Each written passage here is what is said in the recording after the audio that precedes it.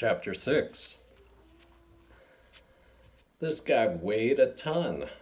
They say that muscle weighs more than fat. Well, this guy must have been loaded with both. Riding down the road with him on my handlebars was no cakewalk. His hands must have gotten caught in my spokes at least a dozen times. And it didn't help having a dog chase us down the road. I couldn't pedal fast enough, and that darn mutt ripped my dress off. That was my favorite dress, too. I mean, my mom's favorite dress. Luckily, I still had shorts underneath, or that would have been one nutty ride.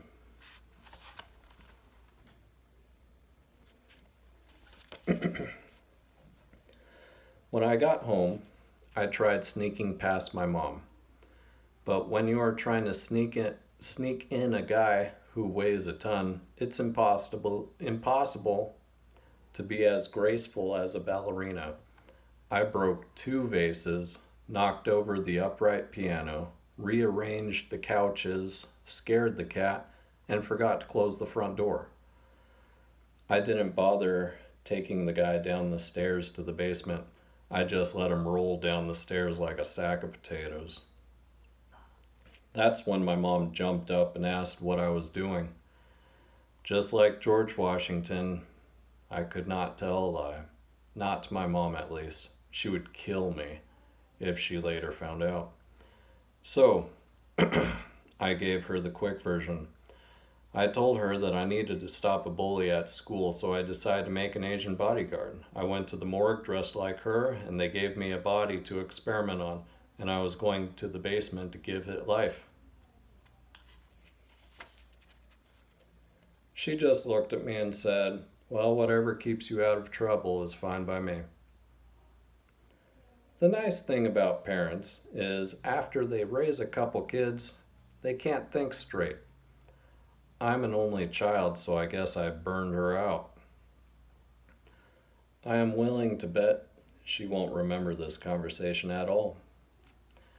I went in the basement and spent the next 30 minutes just trying to get Ping laid out on the table for me to work on. I felt like I was mud wrestling a hippo. Ping was very heavy. I decided that if I brought him back to life, I'd put him on a very strict diet. Wouldn't that be horrible to be brought back from the dead just to be put on a diet? Welcome to Earth. No cheesecake for you. Back to work. How to bring this puppy back to life. That's it. The puppy. I mean the noodle. I mean the poodle puppy. No, I mean the poodle Fluffy. I used a toaster and a car battery to bring that mutt back to life, and it worked. This time, I would combine the toaster and car battery in one process. I figure that should work. I filled the bathtub with scalding water. Using hot water was not important, but Ping was very cold, so I felt he might enjoy a hot bath when he woke. 30 minutes later, I managed to get Ping inside the now overflowing tub. I went upstairs and popped the bagel out of the toaster, smothered cream cheese on both halves, gave it to my mom. Then I took the toaster downstairs and plugged it in the outlet that was next to the bathtub. Boys and girls, do not try this at home. I was using this method to bring life to a dead body. If you try this to a living body, it will have the reverse effect, taking life away from a living body. For example, if I put a living frog in water and then dropped a plugged-in toaster in the water, the frog would be no more. It would have croaked. So, I repeat, do not try this at home, or at any place for that matter. I lifted the plugged-in toaster over the overflowing bathtub of water with Ping in it. I can't really describe to you the excitement and adrenaline rush I felt at that moment, but it was enough to make me yell, "Saki tuna!" at the top of my lungs as I dropped the toaster into the tub. Chapter 7. Let's do it. Man, my head hurts. Did I really yell "Saki tuna"? Of all the cool things I could have shouted in such a great moment, I had to yell "Saki tuna"? Anything would have been better than that. Why not bonsai or Geronimo? Even Kung Pao chicken would have been better. Too late now, I guess. My head was really killing me. What happened? Last thing I remember as I dropped the toaster was thinking for a split second that it probably wasn't a good idea, especially if I had just told you not to try it at home. But there I was, at home, trying it. Again, too late now. I finally opened my eyes, but I saw nothing. The whole house was completely dark. What in the world had happened? The lights finally flickered on, and they were very bright.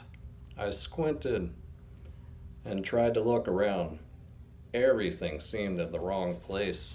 For example, the toilet looked as if it were lying on its backside on the floor instead of propped up like a normal toilet.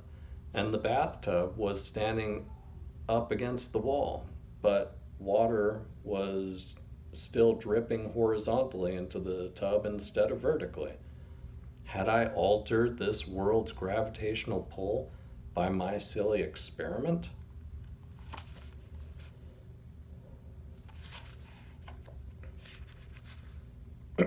That is when I realized I was no longer standing by the bathtub. Instead, I was lying sideways on the sink. I climbed off and stood upright, and everything took its proper place in the bathroom. The room was not rearranged. I was. As I dropped the toaster, the floor underneath my feet must have been wet enough that I felt the electric current and was zapped from the tub to the bathroom sink.